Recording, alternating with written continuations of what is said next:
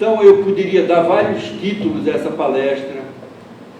Por exemplo, mais enigmático, seria a geografia deleuziana do pensamento. Um outro poderia ser Deleuze e a criação de conceitos filosóficos. Um outro seria Deleuze e a filosofia da diferença. E também, finalmente, eu poderia chamar essa palestra de Deleuze, a identidade e a diferença. No fundo, esses vários títulos remetem para o tema central que eu vou abordar com vocês, que é a concepção deleuziana de filosofia. Eu fui convidado para fazer 2 palestras aqui, uma sobre Deleuze e a filosofia e outra sobre Deleuze e a literatura. O interesse é que, no fundo, é uma única palestra. Eu aqui hoje gostaria de apresentar mais ou menos os fundamentos de como Deleuze filosofa, como ele constrói a sua filosofia. E depois de amanhã eu mostrarei como a gente pode sentir isso quando ele estuda a literatura. Portanto, há uma continuidade e essa palestra é indispensável para que se possa entender melhor o que o Deleuze diz da literatura, porque ele fala da literatura como filósofo. Então, se eu hoje vou explicar qual é a concepção que ele tem da filosofia, se torna indispensável para que se possa entender a sua postura em relação à literatura. Eu começaria dando uma ligeira ideia do que não é a maneira como Deleuze faz a sua filosofia.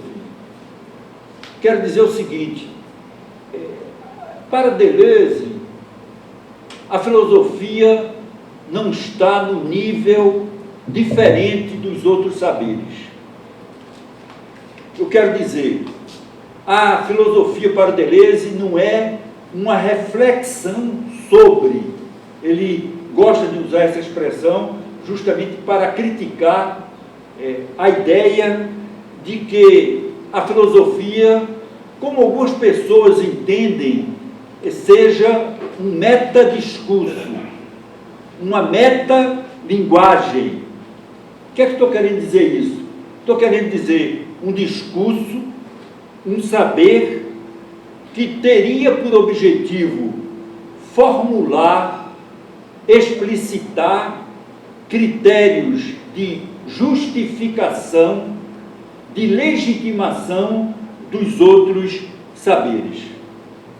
Isso significa considerar a filosofia num nível diferente dos outros saberes, que podem ser os saberes artísticos, como o literário, científicos. Deleuze acha que esses outros saberes não precisam ser legitimados, não precisam ser justificados. Se eu estou chamando a atenção para isso, é porque essa é uma tendência, é uma das tendências, e talvez a principal tendência da filosofia na modernidade. Eu estou usando a palavra modernidade até no sentido em que o Foucault usa, como um determinado período histórico que começa depois da época clássica, que começa no final do século XVIII e início do século XIX.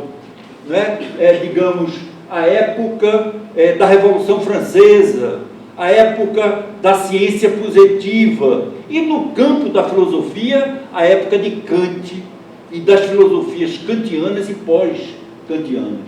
Por que eu estou falando disso? Estou falando disso porque a revolução kantiana na filosofia, que foi muito grande, que pensou a filosofia como crítica, implicou considerar o discurso filosófico, o saber filosófico, como de um nível diferente dos outros saberes, no sentido em que os outros saberes produzem conhecimento e a filosofia reflete sobre essa produção de conhecimento. Quer dizer, a grande questão da crítica da razão é pura, o que eu posso saber, tanto o que é o conhecimento, como é que o homem conhece.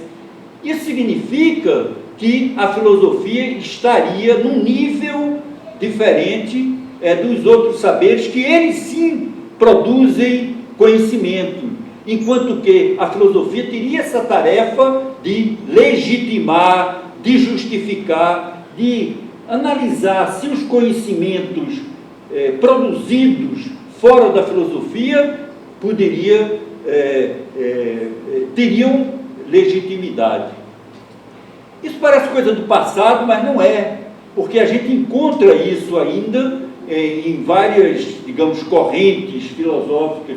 A filosofia da linguagem, por exemplo, o neopositivismo, ou a história filosófica das ciências francesa, entende? É uma maneira de pensar a filosofia que está muito, para usar uma linguagem kantiana, baseada numa diferença entre o transcendental e o empírico. É nesse sentido que a filosofia seria um discurso transcendental.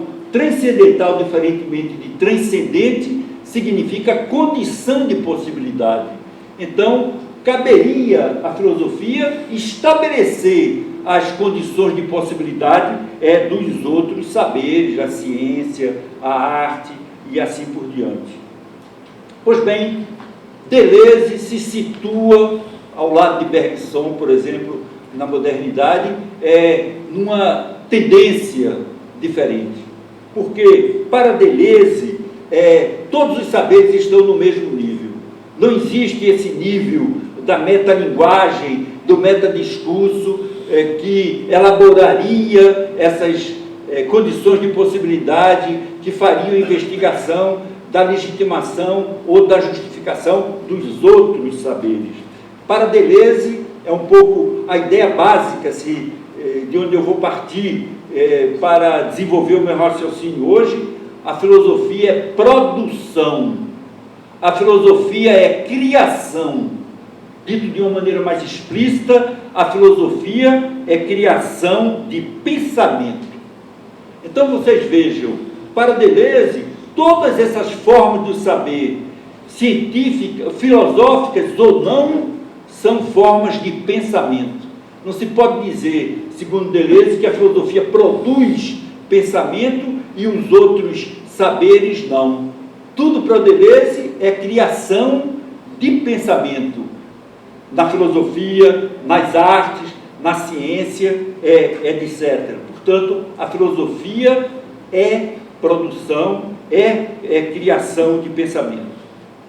Ora, dizer isso é arriscado, é perigoso, porque se o pensamento não é um privilégio da filosofia, é o que eu estou defendendo, como sendo a posição de Deleuze.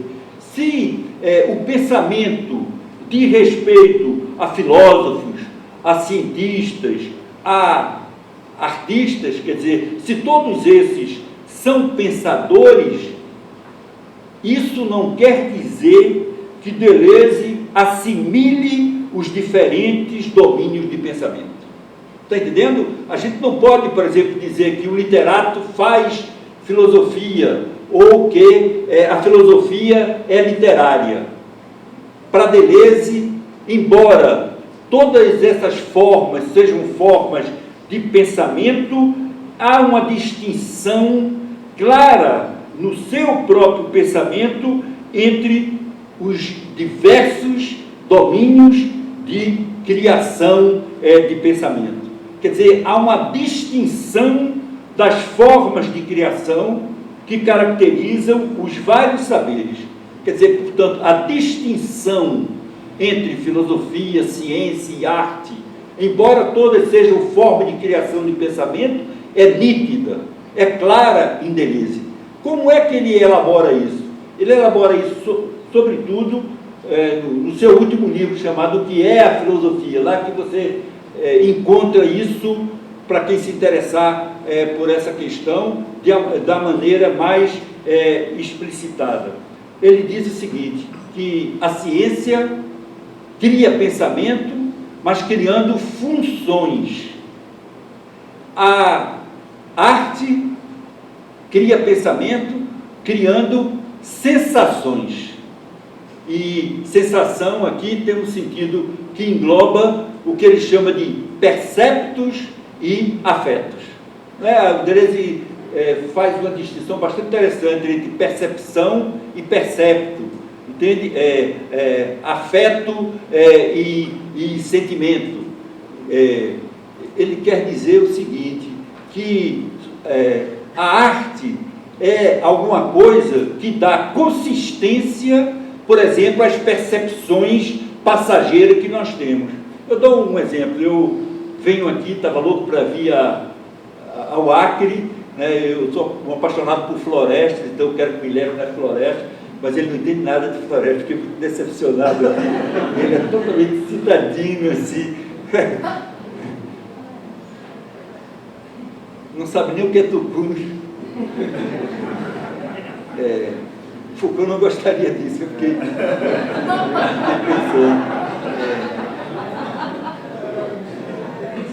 Pois bem, então, é lógico que eu vou ter várias percepções, como eu estou tendo aqui, e de outras coisas que eu já vi na cidade, mas isso morre comigo, isso desaparece, está entendendo? Mas se eu for um literato, se eu for um músico, se eu for um pintor, diria o Deleuze, eu seria capaz de transformar essas percepções em perceptos.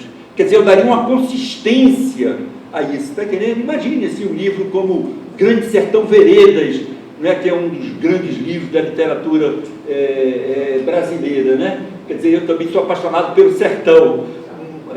Então, quando você lê um livro daquele, entende? Você tem um percepto, você tem perceptos e afetos, entende? Sertanejos, né? O que é uma vida de jagunço, né? Qual é a paisagem, e tudo isso é solidificado por uma existência artística. Está entendendo? Então, o que faz um artista é isso, é criar perceptos e afetos.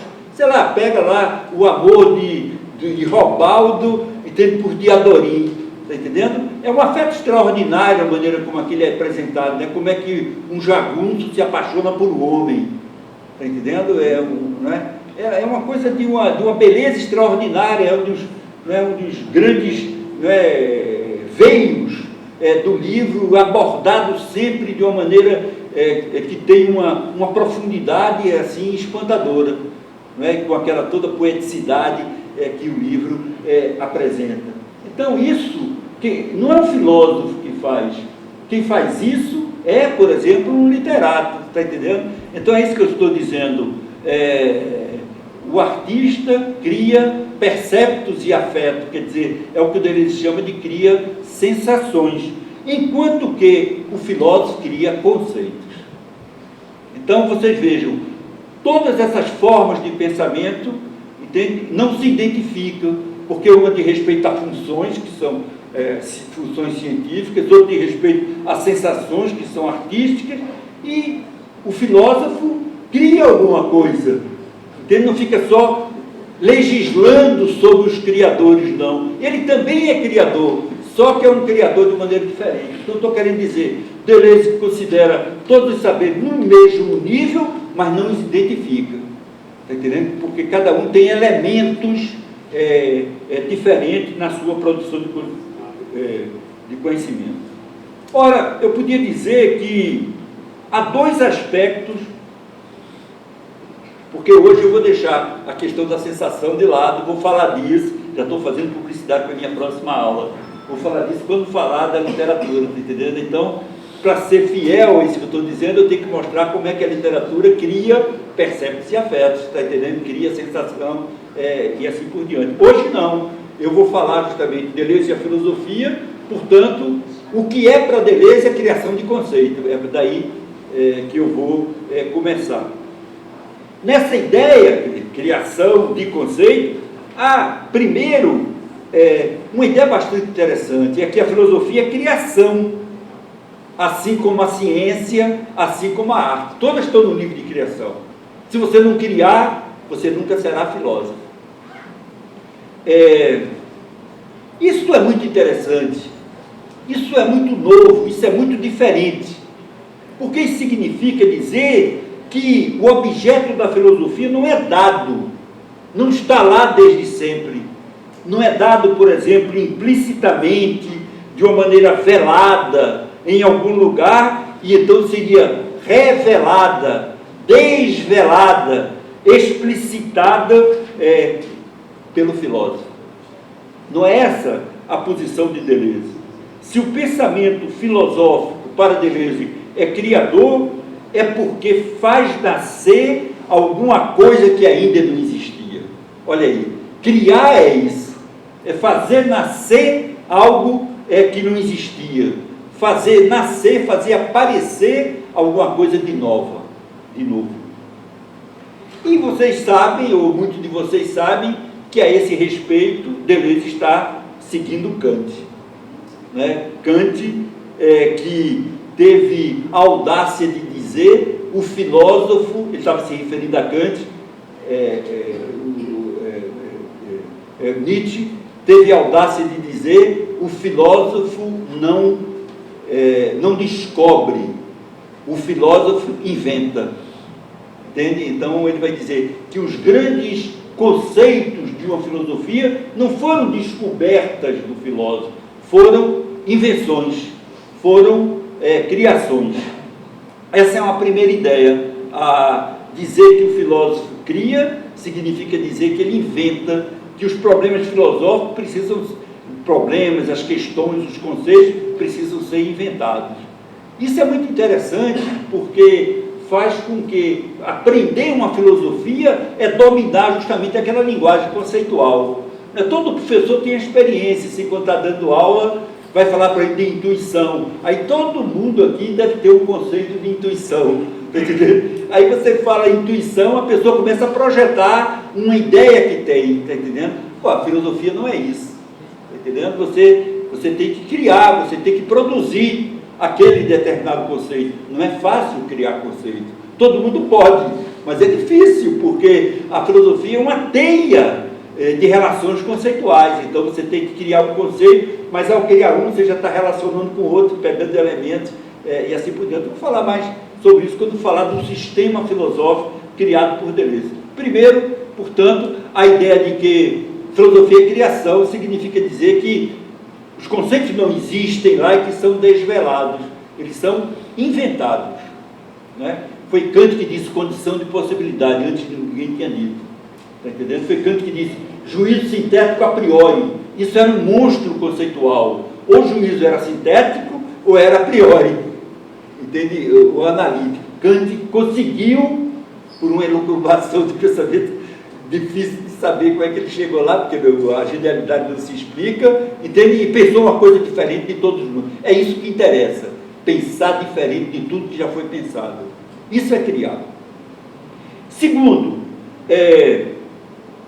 filosofia, como eu já lembrei, é criação específica, é uma criação de conceitos, enquanto as outras formas de criação não são conceituais. Estou só sintetizando coisas que eu já disse.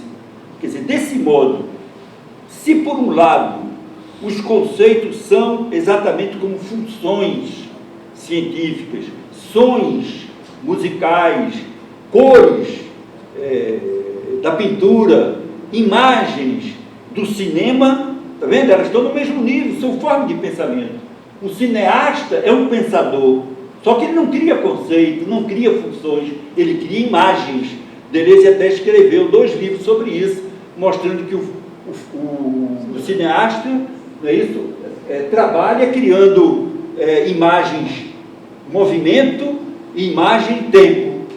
Talvez alguns de vocês saibam o que é isso, quer dizer, ele lida com o movimento, lida com o tempo, que são também temas filosóficos, conceitos filosóficos. Imagine Aristóteles, Kant, todos pensaram isso, mas o filósofo lida com isso de maneira diferente do cineasta, que é na produção, na criação de determinadas imagens. Portanto, o que não permite confundir essas formas de criação é justamente o meio que se utiliza, o instrumento, o elemento próprio da forma de criação de pensamento, que no caso, é aí que eu queria chegar, no caso de Deleuze, é o conceito. Vocês estão me seguindo? Portanto, vocês não me conhecem, então não sabem como é que eu gosto de pensar. Não quero dizer que isso é a maneira verdadeira de pensar, está entendendo? Eu estou querendo dizer que é a maneira como Deleuze pensa. Já que minha palestra é Deleuze e a filosofia, está entendendo? Se a filosofia é isso mesmo, é um outro problema. Aí a gente teria que pensar de maneira diferente, está entendendo? Aliás, para descontrair vocês, porque eu fiquei muito descontraído também, depois que eu vi essa frase, que é uma frase que Deleuze se apropriou de Proust, que é justamente a minha paixão atual. É uma frase que me tornou muito mais tranquilo, muito mais sereno nessa dificuldade que é fazer filosofia. Está entendendo? Porque basta você dizer qualquer coisa, tem milhões de pessoas que vão torpedear o seu pensamento. Você não pode dizer isso, então isso é um absurdo, não sei o quê. Assim, a frase do Proust é uma maravilha, porque diz: vejam meus livros como se eles fossem óculos. Eles servem para ver. Se vocês veem bem com esses óculos, muito bem. Se não, mude de óculos. Entende? Então, eu acho isso muito interessante, está entendendo? Então, eu diria para vocês, eu estou trazendo, não é a peste, como Freud disse que trouxe lá para os americanos. Eu estou trazendo um óculos, está entendendo? Que vocês podem usar ou não. Eu uso mais ou menos, está entendendo? Não vou falar de tudo do que eu estudei, dos autores que foram importantes na minha vida, está entendendo? De tentativa de fazer filosofia, etc. Deleuze foi um deles. Eu aprendi muito com Deleuze, mas isso não significa dizer que eu incorporei a filosofia, está entendendo? Eu aderi religiosamente. Muitas vezes a gente tem essa tendência no Brasil, está entendendo? De se apegar a um filósofo como se fosse um santo, está entendendo? Aí vem logo a frase do Nietzsche, está entendendo? A gente matou Deus, desculpa estar dizendo isso aqui, mas não matou os ídolos, está entendendo? Então eu acho que a gente se pega aos ídolos como se eles fossem Deus, e eu acho isso péssimo. Né? Sei lá, eu trabalhei muito Foucault, entendo que me trouxe muita clareza com relação a isso, Deleuze e, fundamentalmente, Nietzsche, de onde todos eles vêm. Então, a primeira ideia da minha exposição é essa. Para Deleuze, a filosofia não é legitimação dos outros saberes, é criação de conceitos. Pois bem, se isso é verdade, se fazer filosofia é criar conceitos, a gente pode logo perguntar como são criados os conceitos da filosofia do Deleuze. Está entendendo? Então eu estava falando que o Deleuze pensa da filosofia. Agora eu vou falar de como eu vejo a sua filosofia. Estou me aproximando do meu tema. Eu cheguei à seguinte conclusão a esse respeito. Pode estar certo, pode estar errado, mas é minha conclusão. Eu acho que a filosofia do Deleuze é um sistema de relações. Essa noção de sistema é fundamental em Deleuze. A noção de relação é mais fundamental ainda. Foi isso que, num determinado momento, ligou Deleuze ao chamado estruturalismo, entende? Que é um pensamento que privilegia a relação, mas Proust também é um pensador da relação. Eu fiquei muito contente, por exemplo, em um dia descobrir que Lévi-Strauss adora Proust, tem mesmo um pequeno texto sobre Proust, e eu entendi perfeitamente, entendeu? Porque são dois pensadores que privilegiam as relações em detrimento dos termos. O fundamental é a relação. E isso é importantíssimo para que se entenda o que é que o Deleuze quer fazer com a filosofia. Portanto, eu estava dizendo que a filosofia de Deleuze é um sistema de relações conceituais. Vocês entendem claramente. Se a filosofia é a criação de conceitos, Fazer um sistema filosófico é relacionar conceitos, não é relacionar funções, não é relacionar percepções, entende? Sensações. Posso dizer de uma maneira mais analítica, destrinchando essa ideia. A Deleuze cria os conceitos de sua filosofia de duas maneiras diferentes. Por um lado, a gente encontra na sua filosofia conceitos que eu chamaria de oriundos, provenientes. O que eu estou querendo dizer? Conceitos extraídos da própria filosofia. Né? Uma das ideias que eu podia deixar com vocês aqui é essa.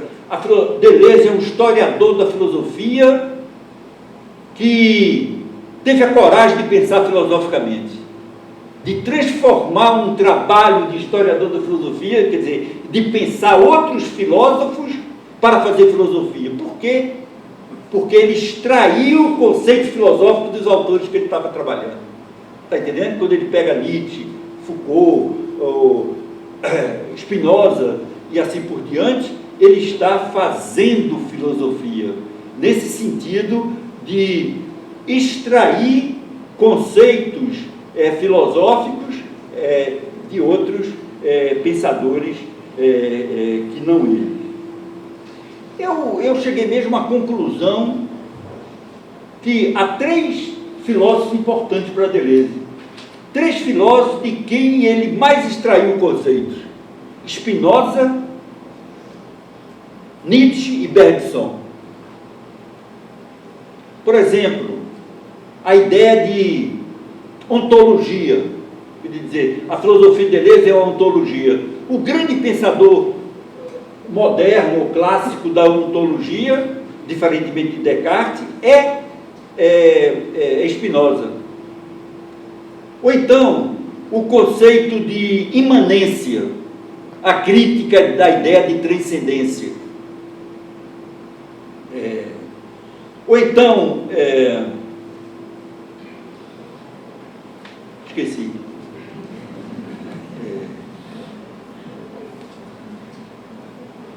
Mas vou tentar lembrar.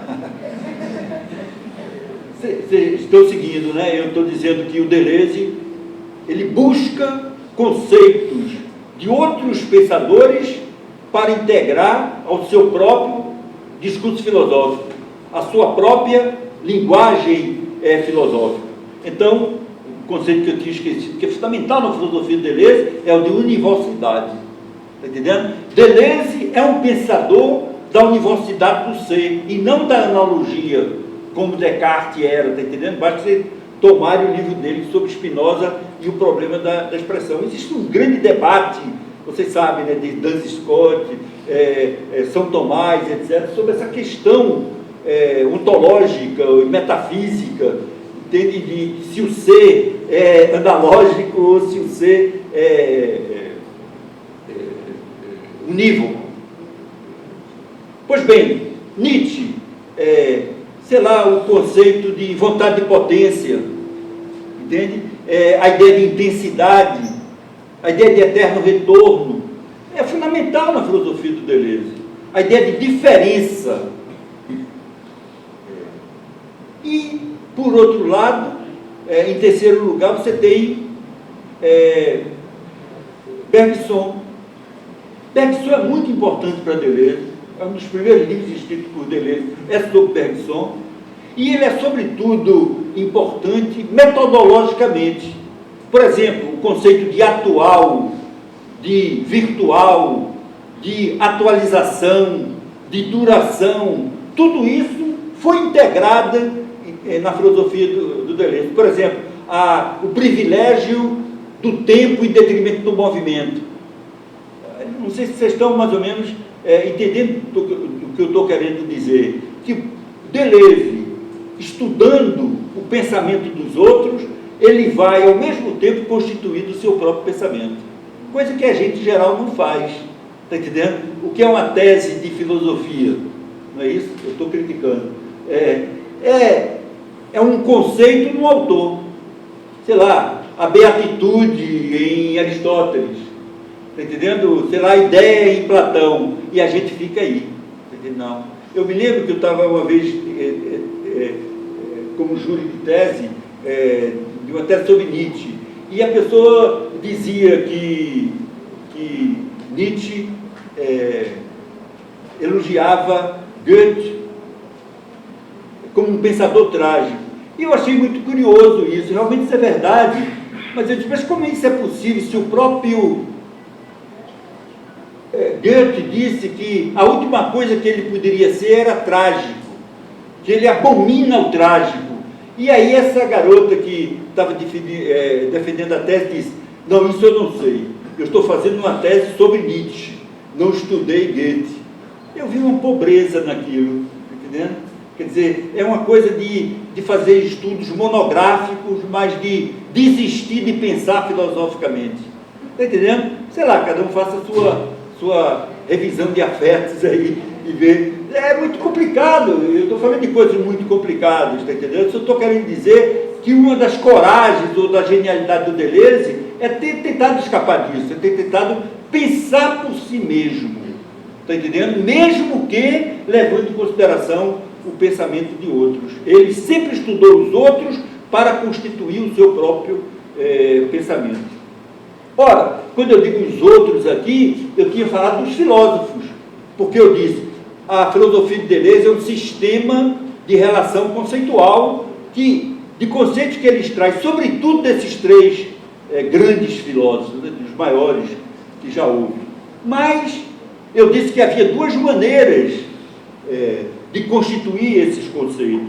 A segunda é um tipo de conceito que não é mais oriundo das filosofias, mas é suscitado ou sugerido por elementos não conceituais que ele vai encontrar em outros saberes, que ele vai encontrar na física, na matemática, na biologia, na antropologia, na história e assim por diante. Está entendendo? Portanto, não são conceitos, mas são elementos não conceituais que ele transforma em conceitos. Entende? Sei lá, por exemplo, o Deleuze gosta do cálculo diferencial, entende? Na matemática. Ele retoma aquilo para pensar, para elaborar o seu conceito de diferença. Está entendendo? Ou, se não, a noção de estrutura, entende? Na ciência também foi importante. Ou na arte, por exemplo, na literatura, a ideia de signo em Proust, ou de sentido em Proust, fundamental. Quer dizer, o Deleuze escreveu um livro belíssimo sobre Proust, chamado Proust e os Signos, que é justamente tentando mostrar como é que Proust pensa. Está entendendo? A literatura é pensamento. E ele vai dizer, Proust pensa relacionando signos com sentido, buscando o sentido dos signos. E aí o tempo tem uma função assim fundamental. Ora, o Proust não está fazendo filosofia ao pensar em signos, em sentido ou tempo, mas Deleuze se apropria da maneira como o Proust, por exemplo, pensou essa problemática da sua literatura para transformar em conceitos. Estão entendendo qual é a diferença? Num ele extrai conceitos, no outro, elementos não conceituais suscitam a sua criação de conceitos. Isso é em geral, assim, eu dei esse exemplo de Proust, mas podia dar o exemplo de Kafka. Por exemplo, o conceito de desterritorialização em Deleuze vem muito de Kafka, entende? Ou, sei lá, a crítica da burocracia, por exemplo, que é um dos temas que o Deleuze gosta, vem também da sua leitura de Kafka. Isso não estava na literatura formulado dentro de um sistema conceitual, mas não somente dos literatos. Não é? Deleuze adora Cézanne, Deleuze adora Bacon, ele escreveu um livro maravilhoso sobre Bacon. Por exemplo, a crítica da semelhança no Deleuze vem muito da ideia que Bacon defende da não semelhança do bom retrato, entende? ou então do conceito de intensidade ou de força, que está presente na pintura de Bacon, e ele é capaz de retirar para ele mesmo criar conceitos. Bom, aí a gente tem o cinema, não é, que a gente tem uma profusão de exemplos, sei lá, de quem Deleuze gosta, Orson Welles, por exemplo, René, Godard, que são, eu me lembro, mesmo antes de fazer esse livro, ainda na década de 70, Deleuze tem uma frase assim que eu descobri nos seus textos, entende? Godard descobriu o pensamento, entende? O que está entendendo? O pensamento cinematográfico. Então essa ideia já estava presente, mais de 15 anos antes de ele escrever os livros sobre cinema. Quando ele diz Godard descobriu o pensamento, ele está querendo dizer um tipo de pensamento, é um pensamento que interessa a ele, mas eu não cheguei lá ainda, eu vou me aproximando rapidamente daí.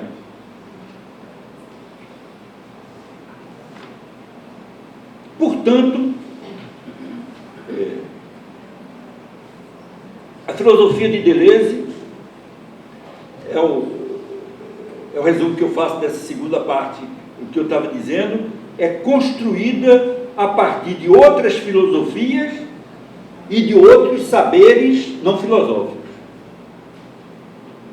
Mas aí vocês podiam perguntar, porque eu não disse ainda, como Deleuze leva em consideração o pensamento do outro. Eu vou formular uma hipótese. Quando eu digo vou formular uma hipótese, eu digo desconfie. Está entendendo? É a conclusão a que eu cheguei pensando. Está entendendo? Mas outros chegaram a outras conclusões, e vocês mesmo podem chegar a outras conclusões por você mesmo. Mas eu acho que tem que fazer um certo esforço assim, de defender uma posição própria, singular, entende? Quando está estudando qualquer coisa, Eu acho que eu valorizo muito essa ideia da singularidade do pensamento, que a gente vai ver que tem a ver com o conceito de diferença, que talvez seja o conceito mais importante sobre o qual eu vou falar hoje para vocês. Então, minha hipótese é a seguinte, que a característica mais elementar da relação entre a filosofia de Deleuze e os pensamentos filosóficos, científicos, artísticos, é o fato de essa relação se propor mais como uma geografia do que propriamente com a história. Aí vocês vejam um título que eu dei a essa palestra, a geografia deleuziana do pensamento. Então, o que é isso? Vocês devem estar perguntando, o que ele está querendo dizer, se vocês não sabem ainda, não é? Por que essa contraposição entre geografia e história? Por isso estou querendo dizer o seguinte, é que quando Deleuze pensa, quando ele procura construir a sua filosofia, ele jamais considera o pensamento através de uma dimensão histórica linear e progressiva. Deleuze é o contrário de Hegel. Se vocês leem Hegel, vocês sabem que para Hegel o posterior é superior. Tudo que vem depois é superior àquilo que vem antes. Então, há um processo histórico, está entendendo? É justamente o grande momento de nascimento da história na modernidade. A filosofia se torna filosofia da história. Por exemplo, o momento que nasce a temática do progresso. Fiquemos com essa ideia de um desenvolvimento linear, dialético, dos pensamentos historicamente. Deleuze não se interessa por isso, ou não aceita isso. Nesse sentido, a filosofia dele é uma geografia. Eu vou explicar ainda melhor esse sentido. Então, não é uma história linear do pensamento. Quero dizer o seguinte, não há mais em Kant do que em Spinoza, porque Kant veio depois de Spinoza. Está entendendo? A filosofia não progride. Então vocês vão ver que o Deleuze vai estudar, por exemplo, os estoicos, Duns Scott, vai estudar Spinoza, Nietzsche, e inseri-los todos no seu sistema conceitual. Isso é uma ideia muito interessante. Significa que ele não está subordinado a essa ideia de uma evolução dialética ou não do pensamento na história. Mas para complicar a coisa, eu diria, também não se trata, eu falei da história linear, não se trata de uma história descontínua. E aí vocês podem entender o que eu estou querendo dizer, porque eu estou querendo, sobretudo, distinguir metodologicamente Deleuze de Foucault. Foucault é um pensador da história. Durante muito tempo ele dizia-se até mesmo um historiador. Às vezes dizia, não sou historiador, mas também não sou filósofo. Mas o que eu estou querendo dizer? Todas as análises do Foucault são históricas. Qualquer tema que o Foucault abordou na vida, ele abordou historicamente. Não é? Digamos, a psiquiatria, a medicina clínica, a sexualidade.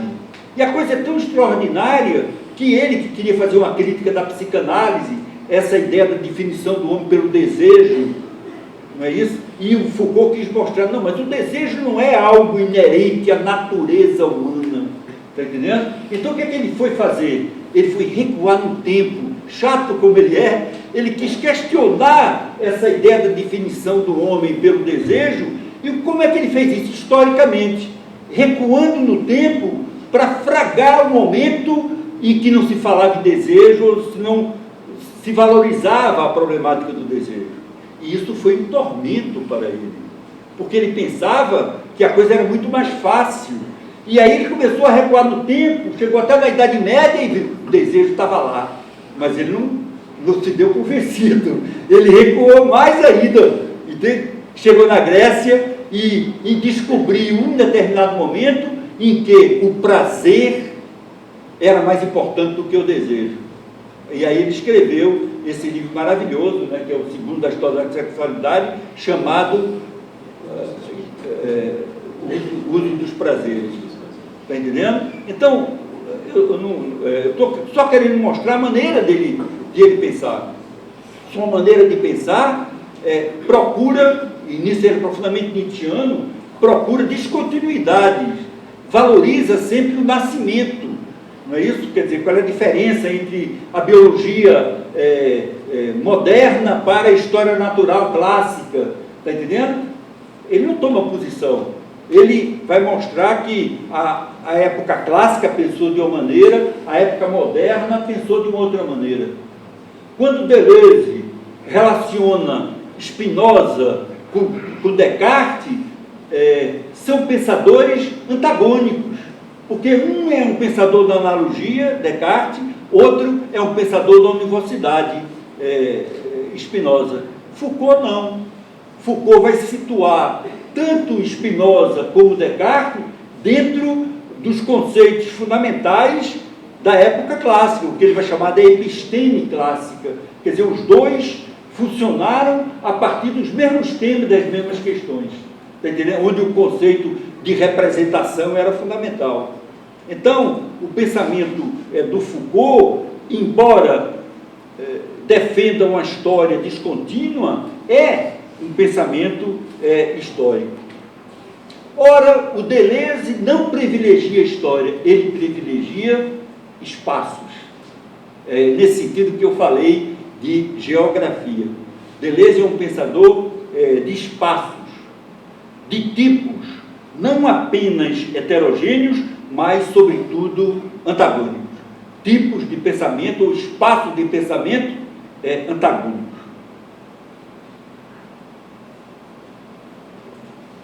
Ora, isso é interessante saber, porque isso implica que, na maneira de constituir o seu pensamento, Deleuze vai integrar certos pensadores e não outros. Está entendendo? Já que esses pensadores são geograficamente antagônicos. Quer dizer, Deleuze erige o processo de pensamento de determinados filósofos como a condição do seu modo singular de filosofar. Está entendendo? Por exemplo, Deleuze nunca se serviu de de Aristóteles. Deleuze nunca se serviu de Descartes. Deleuze nunca se serviu de Hegel. Você não encontra esses pensadores dentro do sistema filosófico. E não interessa a ele. Eu podia dizer, são inimigos filosóficos para ele. Ele quer pensar contra esses pensadores. Está entendendo? Sei lá, se você vai tomar o livro do Deleuze sobre Nietzsche, aí então tem um capítulo, se eu não me engano, é o último, que o título é assim, se eu não me engano, eu li isso há tanto tempo, o super-homem contra a dialética. Está vendo? Então, você pode ter pensadores que aproximam Nietzsche de Hegel. Existem pensadores que fazem, entende, essa tentativa. Deleuze não. Está entendendo? Nietzsche escapa de Hegel, está nos antípodas de Hegel. Procurou justamente fazer um tipo de filosofia profundamente diferente da filosofia hegeliana. Então, com isso estou querendo dizer, exemplificar o que é essa constituição de espaços. Deleuze como que separa em espaços diferentes, entende? Alguns pensadores com os quais ele acha que pode pensar e outros com que não lhe interessa pensar. Portanto, ao privilegiar determinados filósofos para construir sua própria filosofia, aí eu vou dar nome aos bois. O objetivo do Deleuze é contrapor. Eu vou explicar isso, a terminologia pode confundir vocês. Contrapor diz dois tipos de espaço.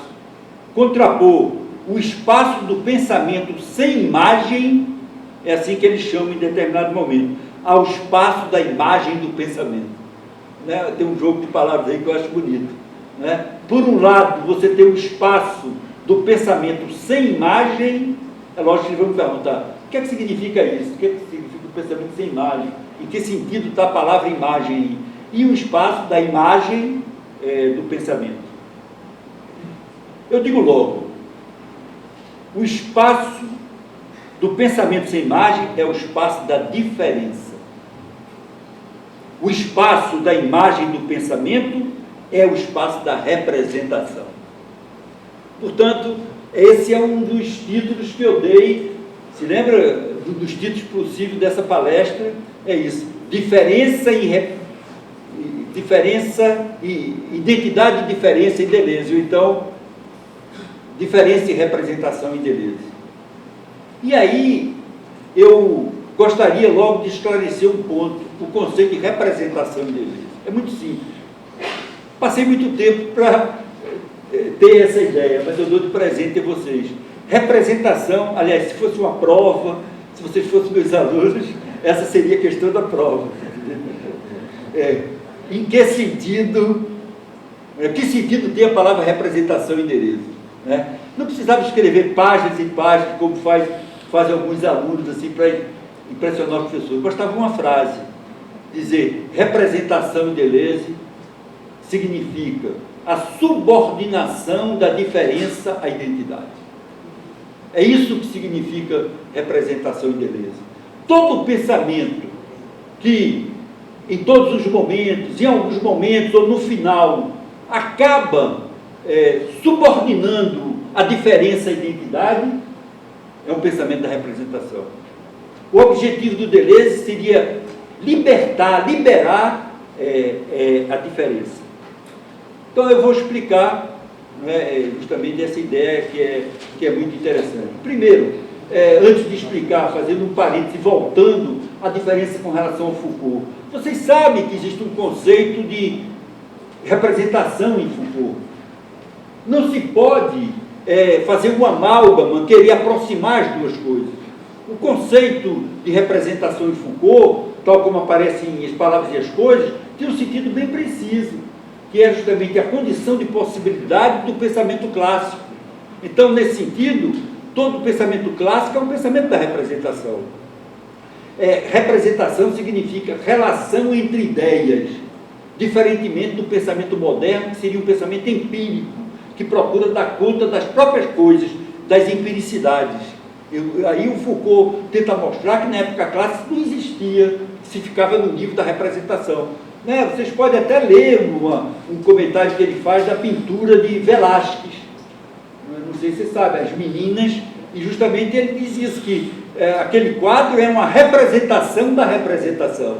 É muito interessante, ele encontra a problemática clássica naquele quadro. É uma argúcia muito grande, não sei se está certo ou está errado, se os especialistas em Velázquez aceitariam essa interpretação, mas é isso que ele está querendo dizer. Ora, com isso a gente vê que em Deleuze é bem diferente, está entendendo? Portanto, o conceito de representação em Deleuze é profundamente diferente do conceito de representação em Foucault. Não é porque eles usam a mesma palavra e foram amigos, e um escreveu sobre o outro, etc., que eles são sinônimos.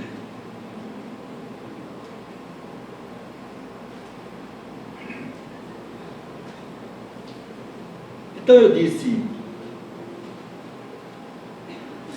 a geografia deleuziana do pensamento estabelece, cria duas dimensões, dois espaços, que é o espaço do pensamento sem imagem e o espaço da imagem do pensamento. Um é o pensamento da diferença, outro é o pensamento da representação. Como distinguir os dois? Vou só listar assim alguns conceitos que me parece que estão presentes nesse espaço. Para Deleuze, o espaço do pensamento sem imagem, ele é pluralista, ontológico, ético, trágico, imanente. Já tinha até falado de alguns desses conceitos, né? Não falei do trágico, que é um conceito que ele retira, que ele extrai do Nietzsche, como vocês sabem, entendendo? Imanência, podia ser Nietzsche, podia ser Spinoza. A ética, vem muito a distinção que ele faz, que eu vou explicitar para vocês, entre ética e moral, entende? Que se encontra em Nietzsche, encontra em Spinoza. Vocês vejam como Nietzsche e Spinoza são os pensadores fundamentais para vocês entenderem o que é o pensamento do Deleuze. Enquanto que esse pensamento, esse espaço da imagem do pensamento, que é o espaço da representação, ele é dogmático e não pluralista, metafísico e não ontológico. O Deleuze tem uma distinção bem precisa entre ontologia e metafísica. É lógico, isso não existe na história do pensamento, está entendendo? O Deleuze adora fixar termos para veicular determinadas ideias. Moral e não ético, racional e não trágico, você veja como Nietzsche está presente nisso, transcendente e não imanente. Pois bem, eu não tenho tempo de ficar desenvolvendo todos esses conceitos para mostrar essa contraposição, mas eu gostaria de dar um exemplo que é interessante, é a distinção que ele faz entre moral e ética. O que é a moral para o Deleuze? É um sistema de pensamento que julga a vida. Não sei se vocês sabem, o Deleuze é inimigo da ideia de julgamento. Daí uma dificuldade que ele tem com a filosofia do Kant, por exemplo. A moral, segundo ele, julga a vida a partir de valores transcendentes. A moral é um sistema de juízos sobre o que se diz e o que se faz em termos de bem e de mal. Bem e mal considerados como valores metafísicos. Portanto, a moral, fundamentalmente, é um sistema de julgamento metafísico, de valores, a partir de valores metafísicos, que são o bem e o mal, o dever, assim por diante. Já a ética, pensada por Deleuze a partir de Spinoza e de Nietzsche, é diferente, porque ela não tem esses critérios universais de avaliação. Ela avalia sentimentos, condutas, intenções referidos a modos de existência imanentes. Então você não tem um estatuto transcendente a partir do qual você avalia aquilo que é visto como inferior.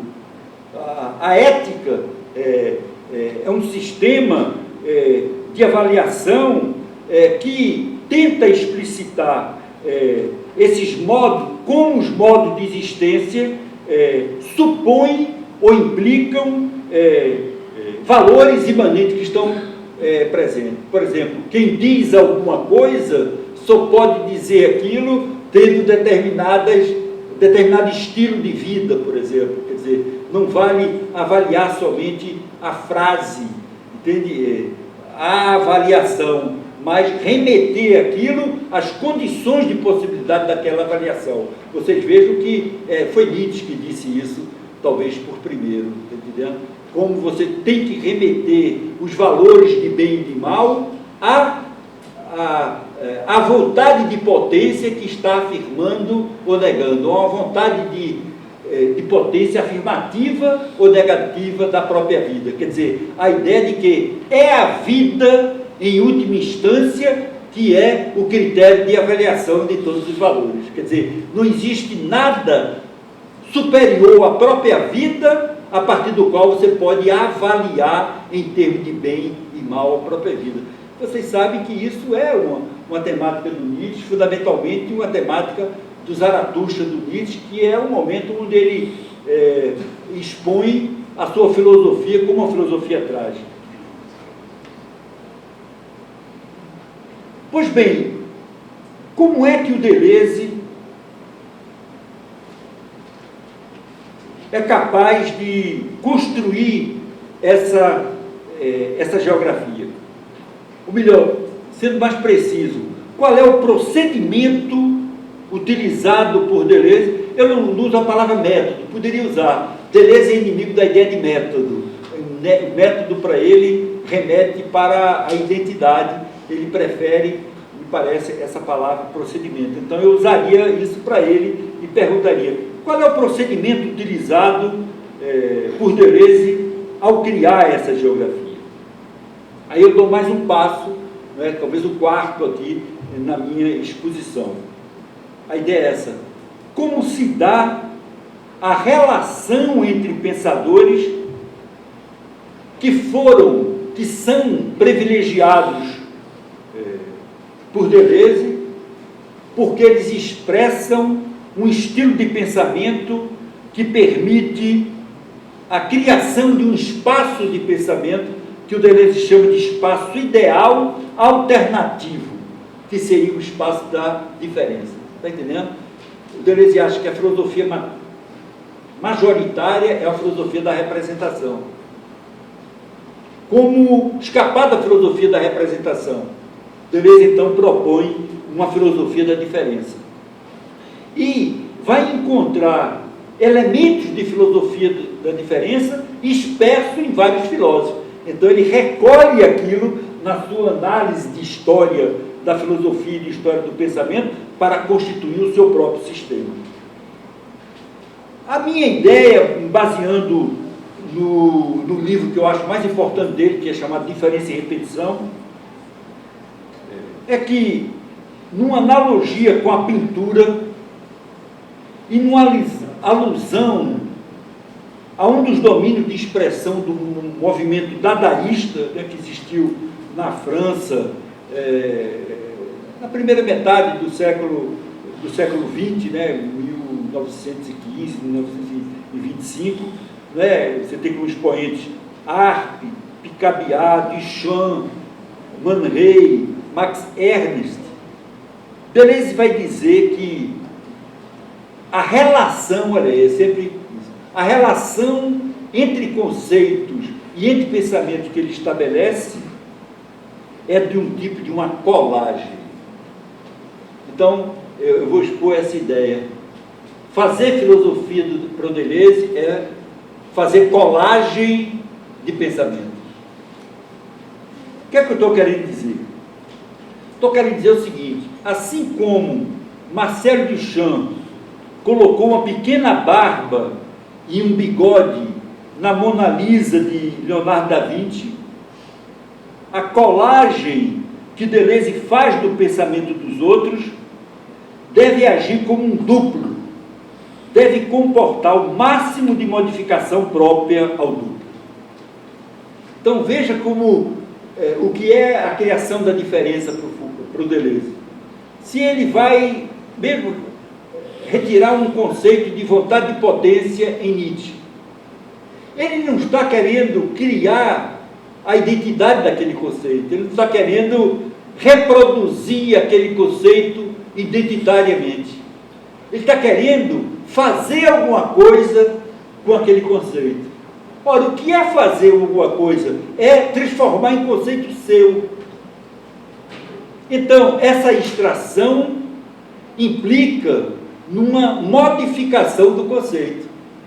Então, é isso que eu estou chamando de a criação de um duplo que comporte a modificação própria do duplo.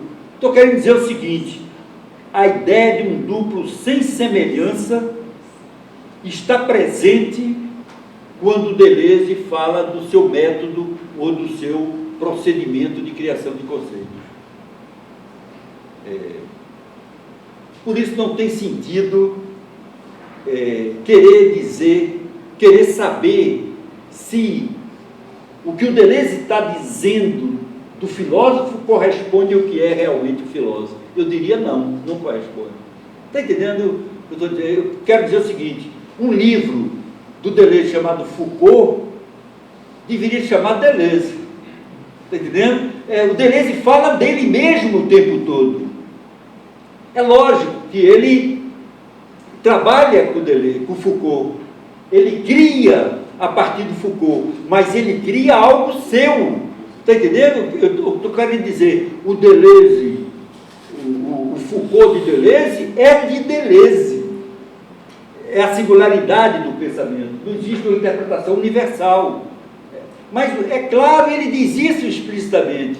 Mas, como é muito difícil ler Foucault, quem é que tem tempo para perder a vida toda, ou passar a vida toda lendo livros super difíceis? Vai ler Os Palavras e as Coisas, está entendendo? Você vai precisar de vários anos. Não quero desanimar ninguém, não, mas é assim, pelo menos comigo foi assim, está entendendo? Ou então, A História da Loucura, está entendendo? É um livro gigantesco, em todo sentido, no sentido de ser muito novo, muito diferente, mas também de ser muito grande e muito difícil. O Foucault da década de 60 é profundamente difícil. As pessoas não leem mais, aí pega o Deleuze e fica repetindo o que o Deleuze diz. Eu acho isso péssimo. Todos nós fazemos isso. Eu me lembro, entende, o meu processo, quando eu fui começar a estudar Nietzsche. Lógico, Deleuze é um pensamento muito importante para mim, e eu comecei a notar, depois de um certo tempo, que o que eu estava dizendo do Nietzsche era muito deleuziano. Sei lá, o que ele falava de vontade de potência, que ele falava do eterno retorno. Por exemplo, o eterno retorno é uma linha reta.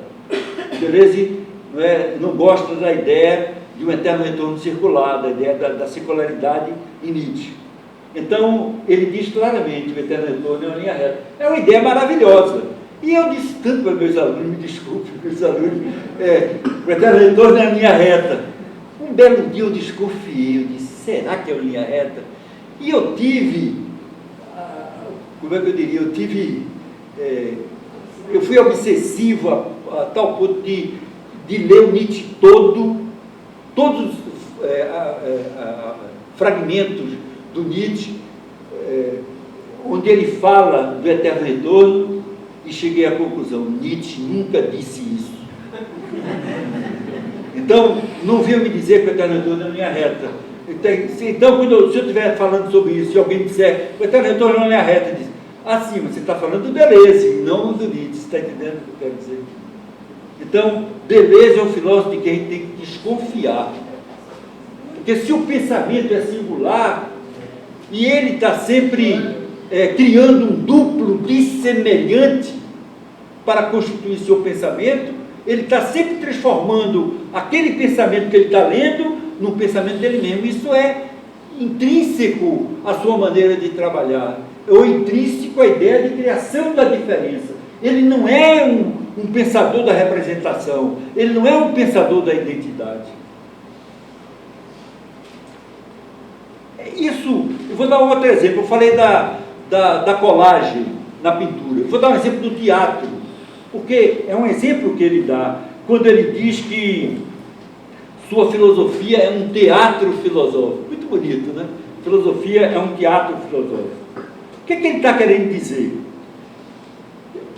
Dizer que essa relação entre pensadores, né, que ele estabelece para criar o seu próprio sistema, é um teatro filosófico, significa dizer que Deleuze funciona como uma espécie de diretor de teatro, como uma espécie de dramaturgo, vejam, que escreve as falas dos filósofos que vão entrar na sua filosofia e que dirige a participação de cada um dos filósofos ou de cada um dos pensadores em sua própria filosofia. Quer dizer, o Spinoza do Deleuze atua na filosofia do Deleuze com as falas que o Deleuze escreveu para Spinoza, que necessariamente não seriam as falas do próprio Spinoza. Estão entendendo a ideia? Essa ideia de teatro filosófico. Quer dizer, isso, e aí eu faço uma paráfrase assim, com a ideia de Foucault, significa dizer que o Deleuze faz aparecer atrás, por debaixo da máscara de Sócrates, o riso do sofista. Vendo? Ele é capaz de falar de Sócrates apresentando uma ideia do sofista mais do que uma ideia de Sócrates. Ou então, faz com que Duns Scott, o grande filósofo medieval, receba os bigodes de Nietzsche, portanto, aproximar o Duns Scott de Nietzsche, quer dizer, inspirado numa ideia importante da filosofia de Nietzsche, que é importante na sua própria filosofia, ele lê Nietzsche, lê o Duns Scott projetando uma questão colocada posteriormente por Nietzsche. E a questão fica mais complicada ainda, porque já é um Nietzsche interpretado por outros comentadores, de quem o Deleuze gosta muito, como Klossowski ou Blanchot. Está entendendo? Então é toda a estratégia das máscaras, de colocar máscaras, está entendendo? E não chegar ao próprio rosto, à identidade daquele do qual ele está se apropriando. Pois bem, aí está porque Deleuze não pode ser considerado propriamente historiador da filosofia. Está entendendo? Porque o historiador da filosofia quer dizer o que o outro disse. Uma vez eu li um livro de um italiano que mora na França, criticando uma teoria do Deleuze, que é a diferença entre vontade e força. É outro exemplo que eu posso dar com relação a mim. Durante muito tempo que eu estudava Nietzsche, eu repeti que havia uma diferença entre vontade e força. Um belo dia eu desconfiei disso. E fui ver, não encontrei nenhum texto em que o Nietzsche diz isso. E o único texto, onde ele diz, é ambivalente. Eu poderia interpretar de outra maneira. Está entendendo? Quando você lê o texto todo. E aí eu vi esse italiano dizer, Deleuze erra aqui. Eu disse, não acredito que o Deleuze erre. Eu pensei muito isso, que ele errava quando eu descobri isso. Não é que ele é que ele não quer. Está entendendo? É que ele precisa de uma diferença entre vontade e força que é constitutiva da sua filosofia, mais do que da de Nietzsche, que é a diferença entre o transcendental, a condição de possibilidade, e o empírico. A ideia do Nietzsche, a ideia do Deleuze é que a força é empírica, a vontade é transcendental. Transcendental no sentido kantiano, que o Deleuze se apropria, no sentido bergsoniano, de condição genética, é aquilo que dá a possibilidade do empírico, de ter uma consistência do empírico existir. Então eu diria, não é porque ele não sabe, é porque ele não quer. E aí é engraçado, eu tive sorte de fazer um pós-doutorado sobre Deleuze, que é o embrião do meu livro, Deleuze, a Arte e a Filosofia, e era engraçado, que era um pós-doutorado com Deleuze sobre Deleuze. Eu não fui lá para ser orientado, eu fui lá para ter um ano em Paris, sem dar aula,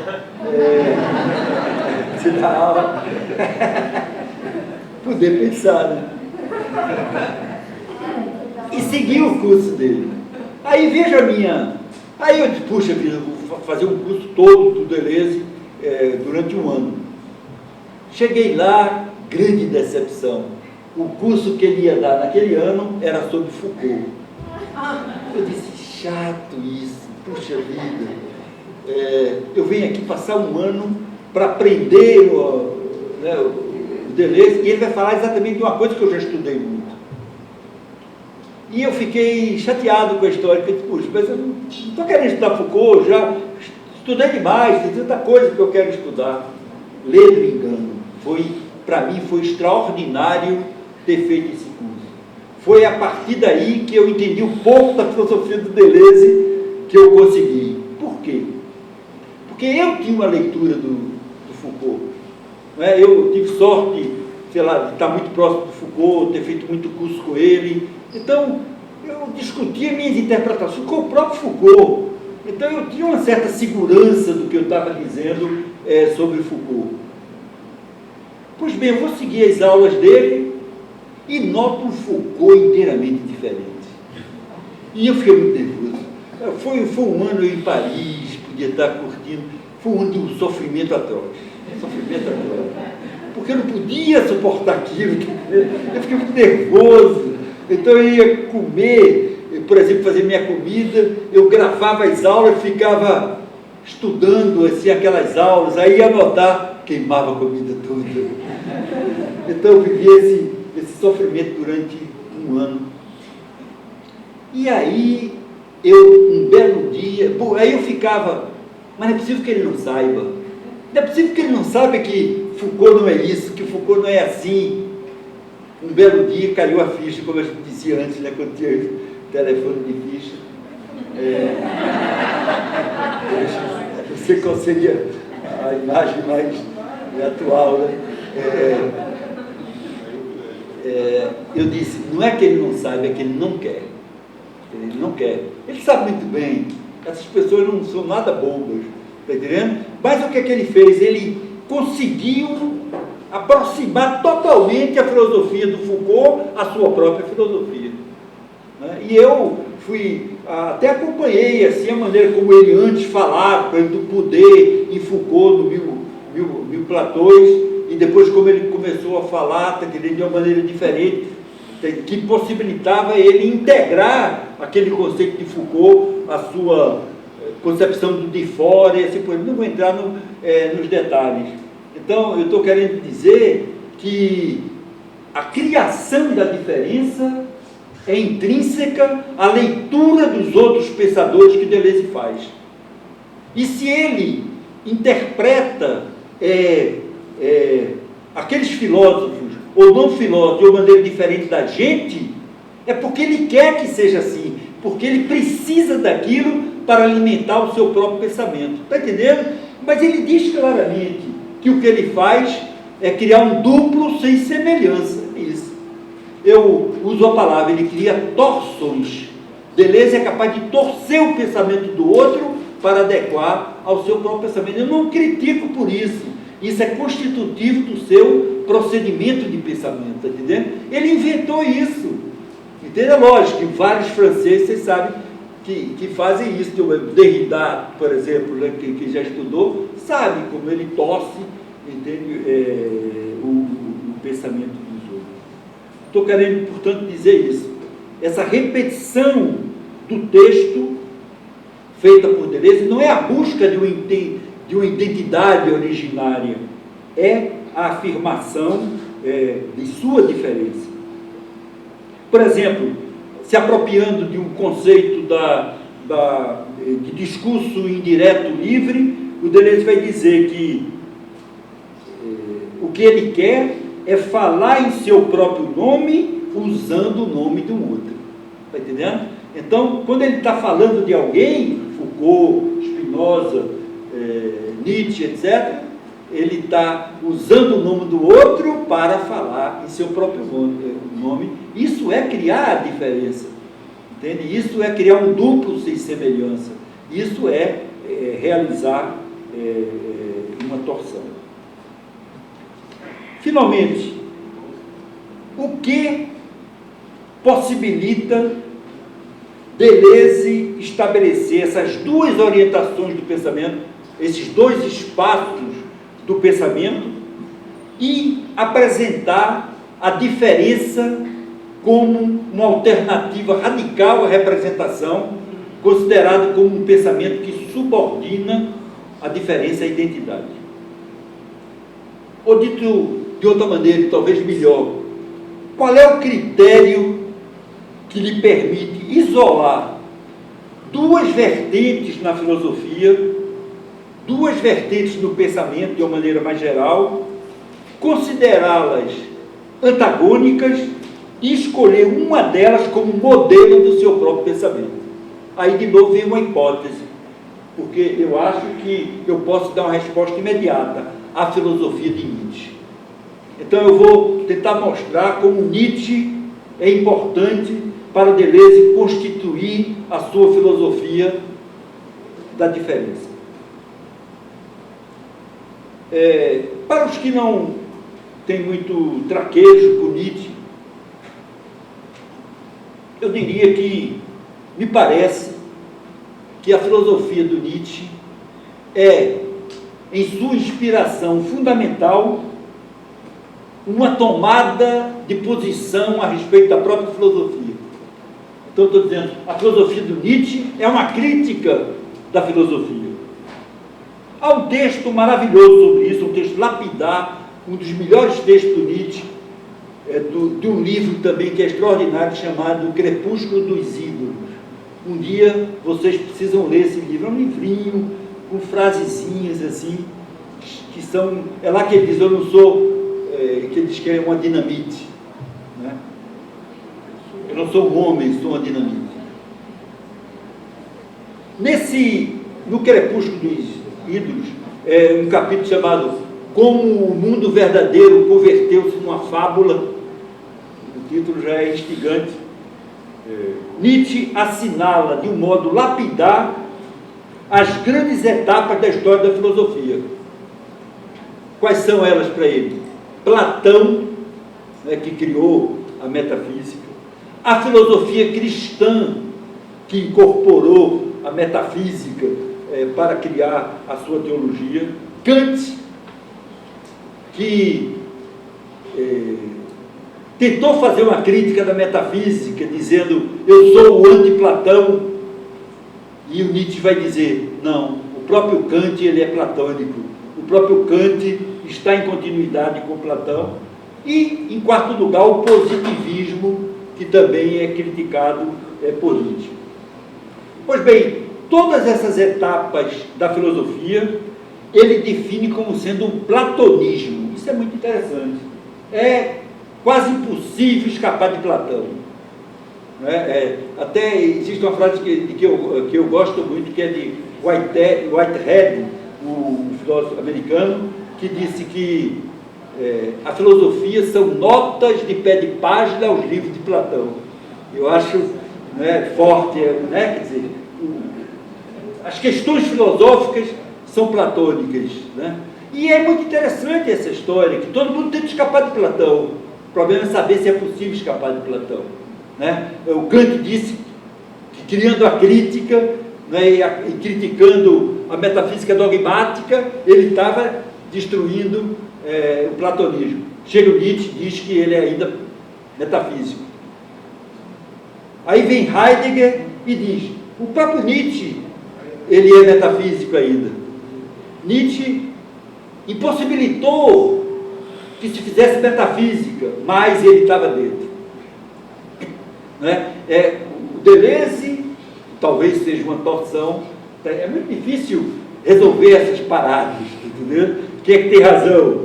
Nietzsche ou Deleuze? Porque a gente já pode saber que as posições são diametralmente opostas, porque ambos acham que Nietzsche impossibilitou a metafísica, né, destruiu a metafísica, mas Heidegger acha que ele fez isso ficando dentro. É como se Nietzsche tivesse fechado o edifício da metafísica dentro ainda do edifício. E o Deleuze acha que não, que ele fechou, mas já estava fora. Daí a contraposição que ele faz entre metafísica e ontologia. Está entendendo? Ele teria criado uma ontologia, entende? Na linha de Spinoza, e ao qual o próprio Deleuze se filiaria. Portanto, toda a história da filosofia, até ele, é definido por Nietzsche como platonismo. E Nietzsche, então, se insurge contra toda essa orientação do pensamento desde Platão. Quem já leu Nietzsche sabe que ele critica todo mundo. Dificilmente você vai encontrar um pensador que Nietzsche não critica, sobretudo um filósofo. É impressionante isso. A filosofia de Nietzsche, como ele mesmo denominou, é uma reversão do platonismo. Pois bem, essa temática de reverter o platonismo, que já é um problema, porque essa expressão reverter, que em português tem o mesmo sentido de inverter, que fez Heidegger dizer que ele não escapou do edifício, porque inverter é mudar os termos, mas não é modificar a relação. É por isso que o Deleuze não fala mais de reversão ou de inversão, vai falar de perversão do platonismo, está entendendo? Ou então subversão do platonismo. Então eu acho que essa problemática da subversão, da perversão do platonismo, que constitui o centro a partir do qual gravitam as análises histórico-filosóficas de Deleuze e o que fundamentalmente inspira a elaboração do seu pensamento filosófico. Vou explicitar isso. O que é que eu disse aqui? Tinha dito antes que ele cria dois espaços de pensamento. O que é que a gente vê? Que a dualidade entre dois espaços de pensamento, entre esses dois tipos de pensamento, tem como polos opostos Nietzsche e Platão. Está entendendo? Um é um espaço nietzschiano, outro é o espaço platônico. Está entendendo? O Deleuze, ao criticar a representação, ele está querendo escapar do platonismo, essa coisa quase impossível, entendeu? E ele, como é que ele faz isso? Mais ou menos criando um espaço sobre a égide, sobre o modelo, se a gente pode dizer, do próprio Nietzsche. Mas o que é que significa essa contraposição? Vou explicitar, porque muita gente aqui talvez não seja, sei lá, não sei, que esse pensamento pode não ser tão evidente assim para todo mundo. Platão é aquele com quem nasce a imagem do filósofo como um ser de ascensão. Isso é muito interessante, essa ideia da verticalidade, essa ideia platônica de elevação. O que é o filósofo? É aquele que sai da caverna, né, trabalhando com a ideia da República de Platão. O filósofo é aquele que sai da caverna, se eleva e se purifica à medida que se eleva, porque ele se eleva em direção ao bem e à verdade. O filósofo é o amante da beleza, do bem, da verdade, quer dizer, é o amante das ideias. Então, o Deleuze valoriza, por um lado, essa ideia que é considerada como sendo o platonismo, essa ideia de que há uma dualidade entre o sensível e o inteligível. Em geral, quem interpreta Platão diz que sua filosofia é uma tentativa de escapar do sensível em nome do inteligível, em nome da ideia, em nome da essência. É essa dicotomia entre sensível e inteligível que dá origem à metafísica. Pois bem, o Deleuze, eu acho, inclusive, que essa é a postura do Nietzsche. Deleuze não, mas eu acho, pela leitura que eu tenho do Nietzsche, o que pode colocar problema, até que ponto ele é radicalmente não platônico. Mas isso é uma outra questão. O que é interessante na posição de Deleuze é dizer que essa distinção platônica entre o que é inteligível, a ideia, a essência universal e o sensível, aquilo que é temporal, né? Um é eterna, outro é temporal, só existe em função de uma outra distinção, que ela se dá não na direção vertical, mas na direção horizontal, que é uma diferença entre cópias. E aí eu vou problematizar essa relação entre identidade e diferença, que pode ser muito interessante. O Deleuze dirá que, em Nietzsche, a diferença entre inteligível e sensível, que é vertical, se dá em função de uma outra distinção, que é a distinção entre cópias, ou a distinção entre imagens, que é o projeto platônico de distinguir uma boa cópia de uma má cópia. O que é uma boa cópia? É uma cópia bem fundada, fundada na ideia, fundada na essência, fundada no modelo. Uma boa cópia é uma imagem dotada de semelhança. É aí que está o âmago do conceito de identidade. O conceito de identidade é algo que é privilegiado a partir de Platão. Porque a problemática da identidade diz sempre respeito ao modelo. Entende? Você precisa de um critério, que no caso é um critério eterno, que permite você avaliar aquilo que não é ideia, aquilo que não é essência, avaliar aquilo que se dá como imagem. Né? Vocês se lembram, talvez, de uma definição maravilhosa de Platão da eternidade, ou melhor, do tempo. O tempo é a imagem móvel da eternidade. Essa é uma das frases mais bonitas que eu conheço. Não sei se eu tenho mau gosto, mas eu sou totalmente maravilhado com uma frase como essa. E toda a filosofia do Nietzsche é uma tentativa de escapar dessa frase. O tempo, outra questão de prova, né, se vocês fossem meus alunos.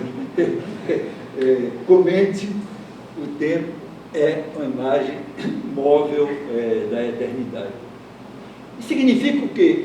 Uma distinção de natureza entre a eternidade e o tempo. Porque a eternidade está no nível do modelo, no nível da perfeição. E o tempo está no nível inferior da imperfeição, que é imagem, que é cópia.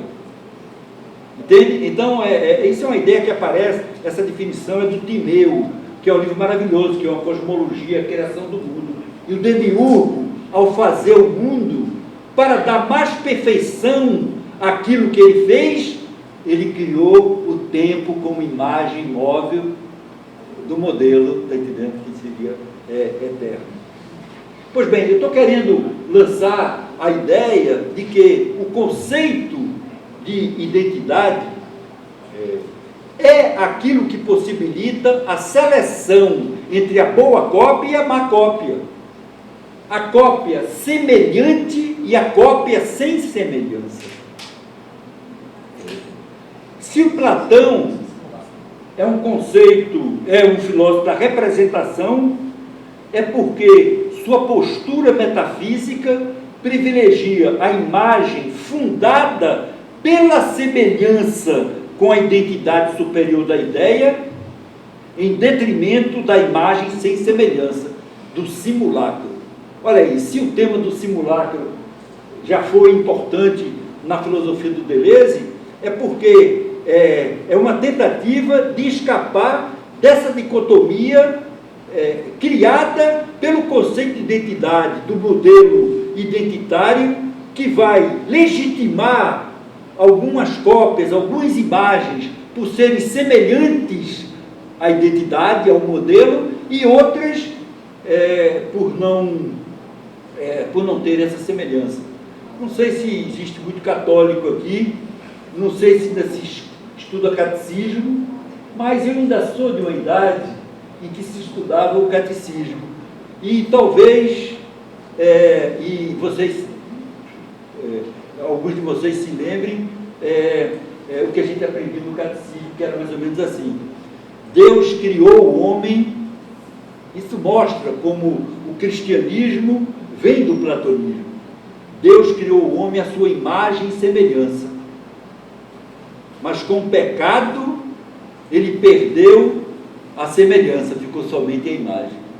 Está vendo? Quer dizer, o pecador é um simulacro, porque ele não é legitimado pela identidade da ideia. Isso é Platão. No outro extremo, Nietzsche. Nietzsche, aquele que quis ser o anti-Platão. O que é que eu estou querendo dizer com isso? E eu não tenho dúvida em relação a isso. Ele pode até ser platônico também. Mas, por outro lado, eu acho que, pelo menos para minha leitura, Nietzsche é aquele que mais radicalmente duvidou dessa orientação vertical, dessa orientação para o alto em busca, em direção da identidade do modelo. Nietzsche foi aquele em que se nota de maneira mais radical o exercício de um pensamento que afirma a diferença. Como? Segundo Deleuze, por ter pensado dois conceitos, que são para ele os dois conceitos mais importantes da sua filosofia: a vontade de potência e o eterno retorno. Quer dizer, a genialidade do Deleuze é rebater esses conceitos sobre a filosofia de Platão, para mostrar que eles são uma crítica da metafísica ou uma crítica do platonismo. Por quê? Porque ele pensa, essa é a interpretação deleuziana, Deleuze pensa o eterno retorno nietzschiano como um pensamento capaz de criar a vontade de potência como afirmação. Para Deleuze, na problemática do eterno retorno, você tem a problemática da identidade e a problemática da diferença. Deleuze dirá: a vontade de potência é a diferença. A vontade afirmativa da diferença faça aquilo que você tem vontade. Faça aquilo que lhe dá intensidade. Usando uma paródia kantiana que o Nietzsche mesmo construiu, tudo que você... Uma brincadeira com imperativo categórico kantiano. Tudo que você quiser é isso. Veja o que é afirmar o eterno retorno para Nietzsche. Tudo que você quiser, queiram de tal modo que queira seu eterno retorno. Isso é um princípio da vida fundamental, não é? Quer dizer, vocês aqui podem estar sem querer, vão embora. Está entendendo? A gente faz muita coisa porque os outros querem, a gente faz muita coisa porque deve, mas a gente é incapaz, às vezes, de se perguntar: é isso mesmo que eu quero? Eu garanto, se a gente se perguntasse isso, a maioria das coisas que a gente faz, a gente não faria. Está entendendo? A gente, né? Maria vai com as outras, né? Assim que se diz. A gente é muito assim, está entendendo? A gente segue o pensamento dos outros. É muito difícil afirmar a diferença. Está entendendo? Daí a minha admiração por uma pessoa como Foucault, que foi capaz de, o tempo todo, estar mudando a sua filosofia. Está entendendo? E procurando sempre posições singulares, originais, diferentes, não somente com relação aos outros, colocando em xeque, colocando em questão as evidências que são criadas, mas em relação às evidências que ele mesmo criou. É impressionante como Foucault, está entendendo? Está sempre em mutação. Ora, é muito difícil isso, né? Mudar, eu acho que é a coisa mais difícil. É o velho professor que está sempre na mesma aula. É o modelo de todos nós. É um pouco isso que a gente vai se acomodando. Ih, já virei um padre, virei um pastor, um pregador aqui. Então, vou voltar para o meu texto. Então, eu estou querendo dizer o seguinte, a vontade de potência, enquanto vontade afirmativa, porque o Nietzsche diz que há uma vontade afirmativa e uma vontade negativa. Só a vontade afirmativa, ela afirma a sua singularidade. Mas o que é? Qual é a condição para essa vontade afirmativa? Qual é a condição para você afirmar a sua diferença? Puxa vida, o que é que está na vida? O Nietzsche diria, para afirmar a diferença, para afirmar a sua singularidade. Está entendendo? O que é que a gente diz da gente mesmo, que vem da gente? Está entendendo? Isso é uma questão que me interessa muito, que eu estou trabalhando no Proust. O Proust é obcecado com essa ideia. Não é como ser um grande escritor. Ele queria ser o maior escritor da sua época, quer dizer, aquele mais original, aquele mais singular, aquele mais diferente. O que é que significa? Aquele que fez o que ninguém fez. E talvez ele tenha conseguido isso. A literatura dele é profundamente diferente de tudo que tinha sido feito antes. Então, a gente pode aplicar isso a gente mesmo, está entendendo? No que a gente quer da vida. Bom, então você tem, eu estava dizendo, uma vontade negativa de potência, entende? Que é aquela que não afirma, que não afirma a vida, que sofre mais do que age, e você tem uma vontade afirmativa. Então eu dizia, qual é a condição para ter essa vontade afirmativa, que é uma afirmação da diferença? É a afirmação do eterno retorno. Está entendendo? Então, na jogada deleuziana de interpretação do Nietzsche, veja como ele está trazendo para a sua filosofia, que eu disse que a grande questão dele era a identidade da diferença. Ele pensa a vontade de potência como diferença e o eterno retorno como identidade. Aí vocês podiam dizer, puxa, mas aí então ele é falta de identidade. Eu diria, não, alto lá. Por que é que ele faz? Ele afirma a identidade da diferença. Está entendendo? Ele afirma o eterno retorno da vontade de potência. Então, a identidade não está subordinando a diferença, ao contrário, ela está fortalecendo a diferença. Se você diz, o que é o eterno retorno? Tudo que você fizer, faça de tal modo que você queira fazer novamente aquilo. Eu acho um princípio legal. Por exemplo, se eu vim dar uma aula aqui, quer dizer, se preparar, eu digo qualquer coisa, está entendendo? Se eu vou gostar de qualquer coisa, está entendendo? Ou então você diz, não, eu vou, porque meu professor vai estar lá, ele pediu insistentemente, não vou fazer isso, não vou deixar a sala vazia, preciso ter gente, então eu vou. A gente é mais ou menos, na maioria das vezes, está entendendo, guiado por esses princípios. É totalmente diferente disso que eu estou dizendo. Quer dizer, se eu estou dando essa palestra, para afirmar o eterno retorno da minha vontade de potência, eu tenho que afirmar que eu daria infinitamente essa palestra. Quer dizer, uma eternidade de vezes. Então, fazer como se essa palestra fosse se repetir eternamente. Isso não vai acontecer, fique tranquilo. Mas é com a intensidade do eterno retorno. Essa que é a ideia. Está entendendo? Então, nesse sentido, você encontra como o pensamento do Nietzsche é um pensamento da intensidade e como o Deleuze retomou essa intensidade através dos conceitos de eterno retorno e de vontade de potência. Quer dizer, criar, para concluir esse ponto, a vontade de potência como afirmação é pensar diferencialmente a diferença.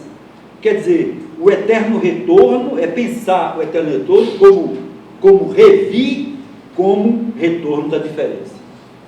Então, o que eu estou querendo dizer? Que a referência a Nietzsche é essencial para se compreender procedimento deleuziano da crítica da filosofia da representação e de constituição de uma filosofia da diferença. Há, porém, uma importante diferença no modo como Nietzsche realiza uma genealogia e Deleuze realiza uma geografia do pensamento. Então, isso é outra hipótese que eu tenho. É que Nietzsche é um filósofo que praticamente não reconhece aliados. Nietzsche, isso é uma coisa que me impressionou na leitura que eu fiz dele, pensa a sua problemática como radicalmente diferente da problemática de qualquer outro pensador. E é impressionante que quando você vê a progressão do Nietzsche, a evolução, sei lá, o envelhecimento do Nietzsche, a gente vê que ele sempre procurou, em sua trajetória filosófica, intensificar essa diferença. Eu dou um exemplo, um livro já muito bonito, de Nietzsche, de 20 e poucos anos, que é O Nascimento da Tragédia, é um livro ainda muito baseado em Schopenhauer e em Wagner. Mas, um belo dia, ele sente que isso é uma insuficiência e ele radicaliza isso, tá entendendo? Aí ele vai ter o segundo momento da sua filosofia. Mas ainda tem um outro depois com Zaratustra, que é justamente a afirmação do Nietzsche trágico, né? Porque ele via a tragédia, quando ele era jovem, na própria Grécia. Mas, quando ele chega, digamos, na maturidade, quando ele faz sua obra-prima, que ele considera mais importante, que é o Zaratustra, e a partir daí ele vai dizer: os gregos, eles não eram trágicos, eles ainda eram profundamente moralistas. Eu sou o filósofo trágico, eu sou o primeiro filósofo trágico. Nietzsche é insolente, entendeu? Mas vocês veem esse desejo de originalidade, de singularidade, de afirmação da diferença que a gente encontra nesses outros que foram inspirados nele. Portanto, Nietzsche é um filósofo que praticamente não reconhece aliado, que procura sempre intensificar a diferença com relação aos outros. Deleuze não. Partindo de Nietzsche como critério de avaliação, quer dizer, eu diria que para o Deleuze, um filósofo afirma mais ou menos a diferença se ele está próximo de Nietzsche. Se você pode fazer dialogar com Nietzsche, está entendendo? Se o Nietzsche não invalidaria aquilo que ele está dizendo, mesmo que ele não seja tão radical quanto Nietzsche. Quer dizer, a minha posição é que, partindo de Nietzsche, o estilo filosófico deleuziano consiste em encontrar aliados para Nietzsche em graus diferentes, estabelecendo conexões entre conceitos de filósofos ou elementos não filosóficos que merecem figurar no espaço de uma filosofia da diferença. Por isso eu falei de geografia. Para Deleuze, reelaborar uma filosofia da diferença significa estabelecer uma ponte, um canal, uma ligação entre Nietzsche e os que podem, de um modo ou de outro, quer dizer, mais ou menos, serem aproximados de sua filosofia. E a esse respeito, não se pode ignorar os estudos sobre domínios exteriores à própria filosofia. Está entendendo? Ele aproxima de Nietzsche também os artistas, também os literatos e assim por diante. Breve conclusão. Acredito que é possível detectar nos estudos realizados por Deleuze, eu diria em todos os estudos, tanto sobre filósofos como sobre não filósofos, um procedimento filosófico que privilegia alguns pensadores e os considera aliados, tomando como critério a relação diferencial que eles estabelecem como pensa. Então, Deleuze é um filósofo da relação, mais ainda, de um tipo de relação, que é a relação diferencial. Como você relacionar sem subordinar um termo ao outro. Está entendendo? Então, por exemplo, ele vai procurar isso muito. Ele vai gostar do sublime de Kant mais do que do belo. Porque a beleza em Kant é a harmonia. Enquanto que o sublime é um acordo produzido pela discordância. Está entendendo? Então a ideia de um acordo discordante vai ser aproximado da ideia nietzschiana da relação entre vontade de potência e eterno. Então, seguindo, eu estou querendo mostrar como é que é produzida essa filosofia do Deleuze.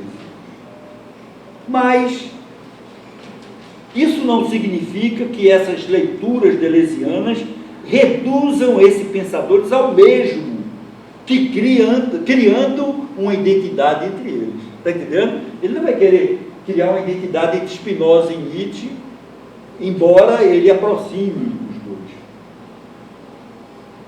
Pois não só a diferença entre esses pensadores persiste, cada um conservando a sua singularidade, quer dizer, sua individualidade própria, como também Deleuze, isso é muito interessante, não se identifica com nenhum deles totalmente, nem mesmo com Nietzsche, que é sua inspiração fundamental, aquele que atingiu o ápice de uma filosofia da diferença. Isso é muito interessante. Se vocês lerem um livro como sobre psicanálise, o Antiédipo, por exemplo, aí você vai ver que ele vai usar Lacan contra a psicanálise, quanto foi dito da psicanálise. Aí você, lacaniano, fica maravilhado com o Deleuze, porque ele gosta de Lacan. Aí chega no momento que você conhece Lacan, você diz, não, mas isso não é mais Lacan. Isso é bem Deleuze. Ele começa com o pensador e, num determinado momento, ele dá uma rasteira nele. Está entendendo? A partir de outro. Eu analisei no meu livro como é que ele faz isso com muitos pensadores. Estou querendo dizer que Deleuze não se identifica com nenhum pensador totalmente. A própria leitura de Nietzsche é a criação de mais uma máscara. Está entendendo? Essa ideia de máscara é uma ideia nietzschiana, né? Ele quer dizer que não tem sentido tirar máscaras, porque por mais que você tire as máscaras, você nunca chega ao rosto. Você chega sempre a outras máscaras, outras máscaras, outras máscaras. Então, a leitura que o Deleuze faz de Nietzsche é a criação de mais uma máscara. Quer dizer, o Nietzsche de Deleuze, como o Foucault do Deleuze, é a criação de um duplo sem semelhança, como eu falei antes. E, nesse sentido, a leitura de outros filósofos e não filósofos, no caso do Nietzsche, eu dei o exemplo do Klossowski, dei o exemplo do Blanchot, incide sobre a sua leitura do Nietzsche. Por outro lado, o seu projeto de explicitar relações diferenciais em todos os pensadores que privilegiou, pode ser considerado como invariante das variações da sua filosofia. Veja qual é a minha hipótese. Ele variou, ele falou de cineastas, ele falou de pintores, ele falou de músicos, ele falou de escritores, ele falou de filósofos, e falou de Spinoza, de Nietzsche, etc. Então, isso é variação.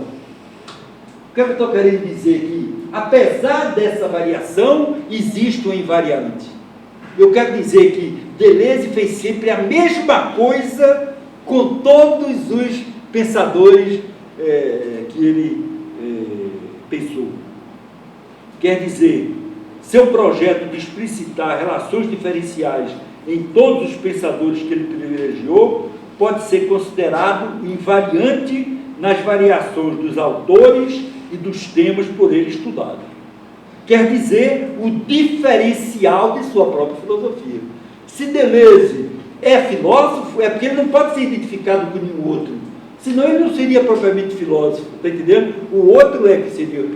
Deleuze fez uma filosofia original, justamente ao retomar o pensamento dos outros e travestir, entende, na sua própria linguagem conceitual filosófica. Concluo com essa frase, que é uma brincadeira, mas uma boa brincadeira. Penso que a filosofia de Deleuze se parece bastante com uma das bossas novas do Tom Jobim, que eu mais admiro, o maravilhoso Samba de uma Nota Só, de Tom Jobim e Nilton Mendonça, que diz: outras notas vão entrar, mas a base é uma só. É isso que eu digo.